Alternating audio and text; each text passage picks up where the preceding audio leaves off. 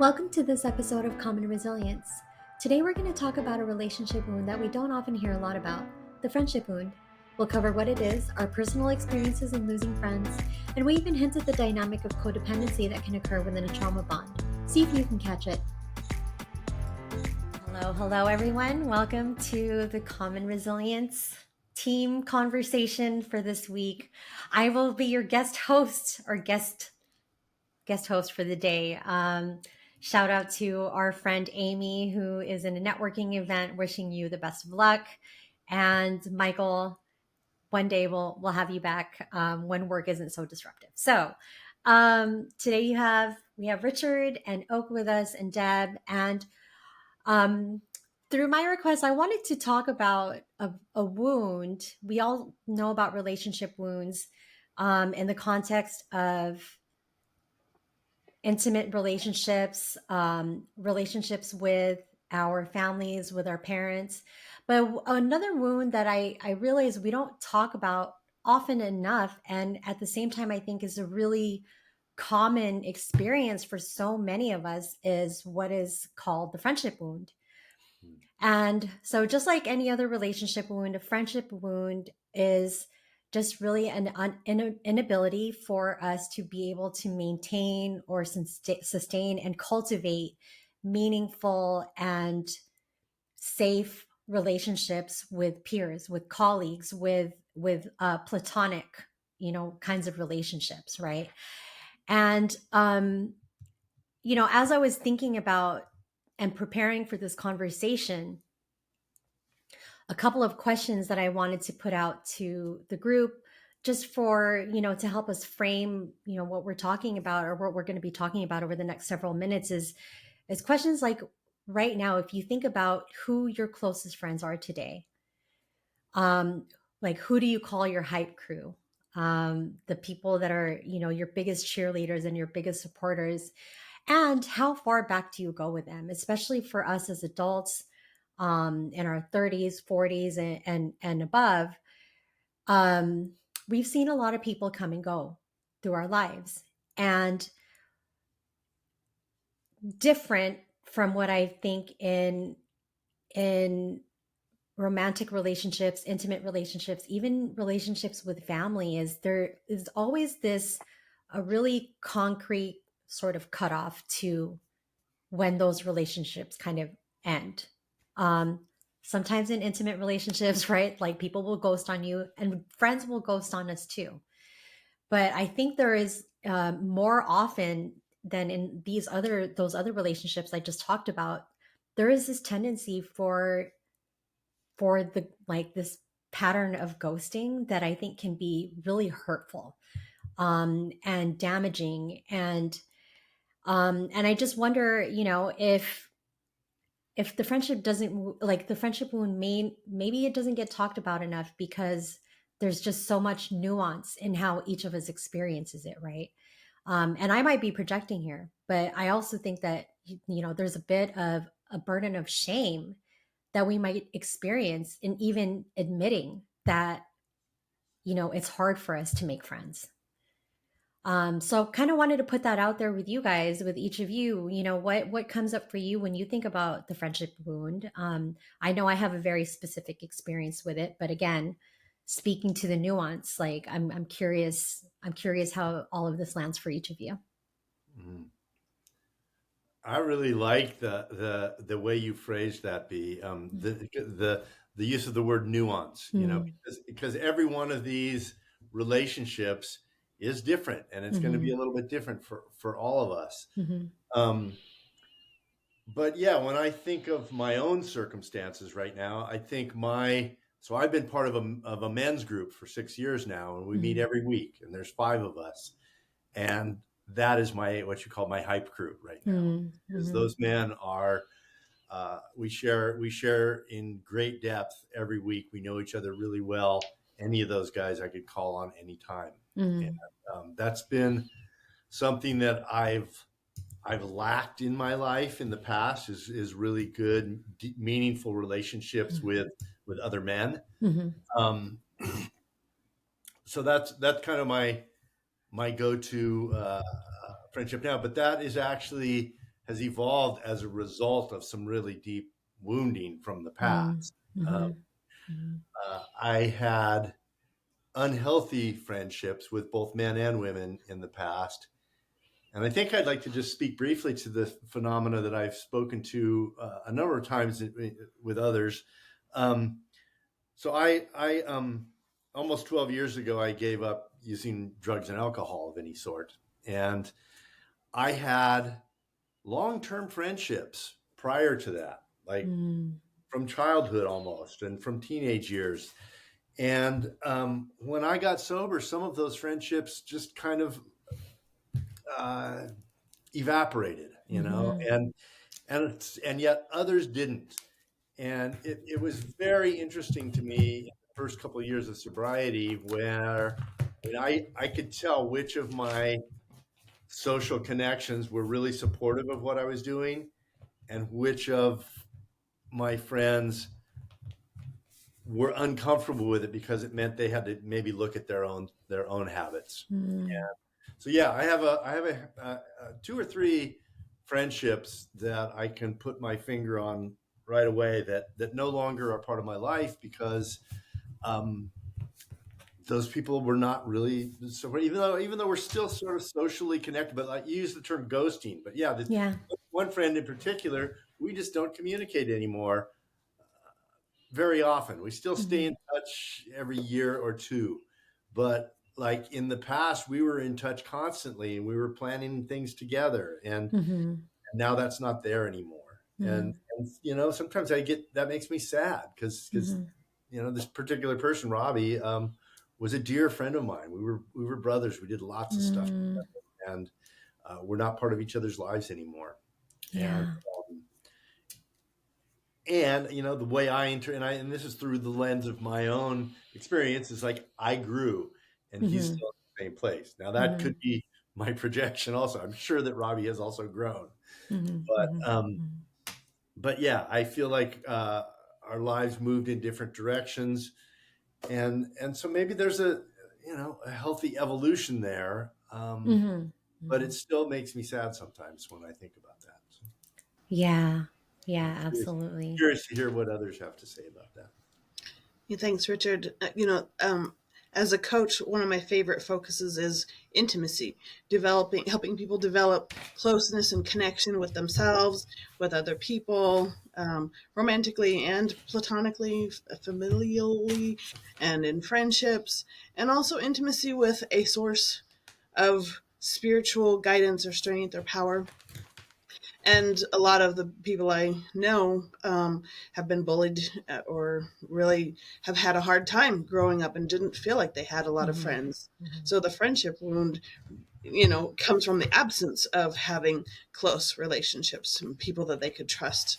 And if things were going on in their lives that they found it difficult to talk about, not having people that they could turn to just exacerbated and really just set them up for addictive behaviors in adulthood. And mhm, um, a lot of those I work with are either recovering from sex addiction themselves or have a partner or, someone in their life that whose compulsive sexual behaviors mhm, have affected them.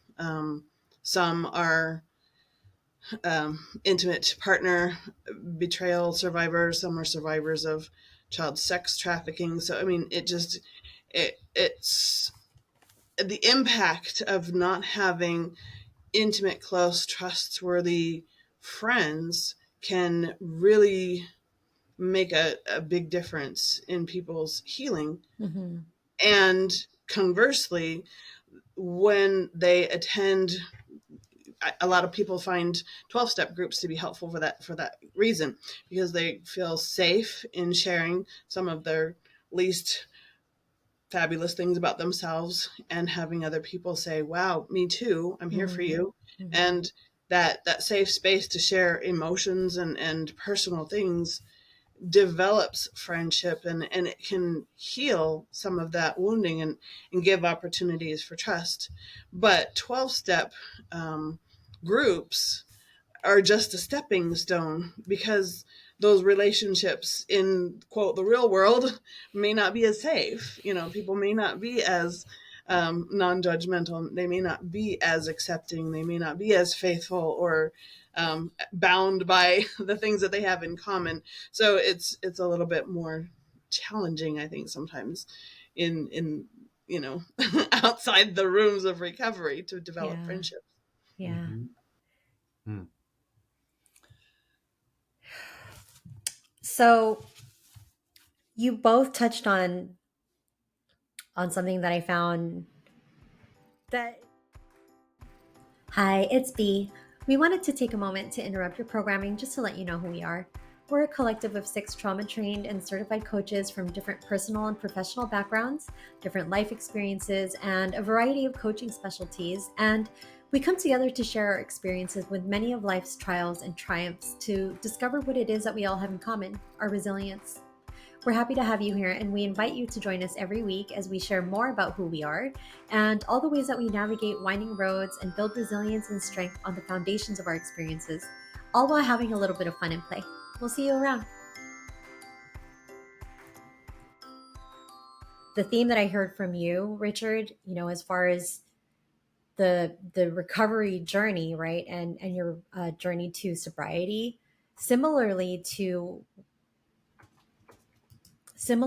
when I think you find yourself on this path of self development, right? And I mean, getting sober is self development, right? Oh yeah, In some way, yeah. and the roots of you know well, addiction, in my opinion, are trauma. The Mm-hmm, reason I mm-hmm, had those mm-hmm. problems was because I was masking my trauma. Yeah, I yeah, was refusing to deal with it, or I was dealing with it in the only way I could find that worked for me at the time, and exactly. until that became the problem. I just feel like they're all kind of intertwined and connected in a lot of ways. Like Absolutely. this this emotional loneliness, Deb, that you described in a lot of the with the clients that you work with. Um, what I hear too, and what I personally experienced, what actually led me down that path of my own friendship wounds in the end, was this thing of emotional loneliness. And what did that loneliness do for me as a child? Like with, surviving and trying to heal through my own experience with childhood trauma, and just the isolation, um, just that really like painful isolation of sort of having to navigate that world, as an 11-year-old girl, and growing up into that, with with no emotional support around it. And that just kind of led me, it was what I actually noticed for myself was this cycle of like the attachment wounds. And I think it's the fearful, anxious, avoidant. I think that was the one that I've noticed in myself, the anxious avoidant attachment, but really sort of leading me down that path of like just not feeling safe at all. Um, and not having the words for any of this back then, obviously, right? But like just this really desperate need to feel safe, um, turned me into a people pleaser. Um, and it caused me to abandon myself. And I was fawning. And then I was just completely emotionally disconnected from my own needs, because I was so busy trying to make sure that everybody around me felt safe around me, and that they loved me, and that I just wanted them to be happy with me so that they would in turn accept me, and then I could maybe feel safe, right? And so in this process of my own development, or my own self-development, my own healing journey, like the as I have continued to just become me, um it means like in the process I have stopped serving the needs of people who have, I mean, I say this like they're just emotional vampires. Right? And I know we're familiar with that term, sometimes in trauma healing spaces, but there are people who just take, and it's not through any, it's through their own trauma and their own wounds, right? That they take. And then there are those of us who, through our own trauma and our wounds, just give. And so when we heal through like those kinds of wounds, like you you you just step into, when you stop pleasing everybody and really start looking to please yourself, like then I've just noticed that I stopped serving that purpose to people. And so those are the ones that have fallen away. Which is probably a good thing, right? Yeah, yeah. I mean, those two personality types, if you will, or Mm-hmm. trauma responses, tend to attract each other. The people please Mm-hmm. being drawn to the emotional vampire, and vice Mm-hmm. versa. Mm-hmm. And as long as both parties are in that mode of behavior, Mm-hmm. there can be a relationship there. It may not be the best relationship in Right. the long run, but as soon as one of those two parties shifts and heals and changes, the relationship is liable to, most likely going to either grow and change or end Mm-hmm. or Mm-hmm. transform somehow. Mm-hmm. Mm-hmm. And but I think, especially in the case of the people pleaser, that's probably a healthy development. That's a healing. That's a step towards healing. It is. It is. Um, and I think it's important for people to know and to understand, who might be going through this right now, is that this has nothing to do with your own worthiness, or it has nothing to do with you as a person, right? Because like that's one of the big things that was really hard, not hard, but I had to understand and realize that me losing friends and me having a difficult time cultivating like these meaningful relationships was a mechanism for me to protect myself from being hurt, right? And so it's like I always had this thing of feeling walled off from people, but then I also realized like, oh, this was my own wall, right? This is that anxious avoidant thing, like in real life, of like, okay, well, I want all of you to like me and I want all of you to love me, but then also don't love me too much. But don't get too close. Yeah. And so, of course, like it's confusing. It's confusing for me. And I can imagine that it can be confusing for the people who genuinely wanted to love me, but just couldn't figure out how. And so I had to forgive myself for that. I had to forgive myself for sort of shutting those relationships down. And the other thing is, I think it's fair, and we don't do it enough, to allow ourselves to grieve these friendships that we lose. Yeah. It's okay, right? Like, what do we do when we have, like, with our friends, our hike crew? It's like, oh my God, so and so broke up with me. Like, he ghosted. What do? We get with our girlfriends, and then, we go to the spa, or some of us might. Well, I don't know. I don't do that anymore because I'm not in my 20s. I'm way far from that. But in the 20, like, it'd be like, oh, like, let's just go to the bar and like forget about him, like that kind of stuff. It's that movie night. Yes, movie night, popcorn, a girl sleepover with the girlfriends. Just allow ourselves to grieve. So, did you catch it? We'd love to hear from you. Let us know what your experience has been like shedding friends as you've evolved. In the next episode, we'll talk about the ways that the friendship wound has affected us and how we navigate the ebbs and flows of friendship dynamics as we evolve. We'll see you then.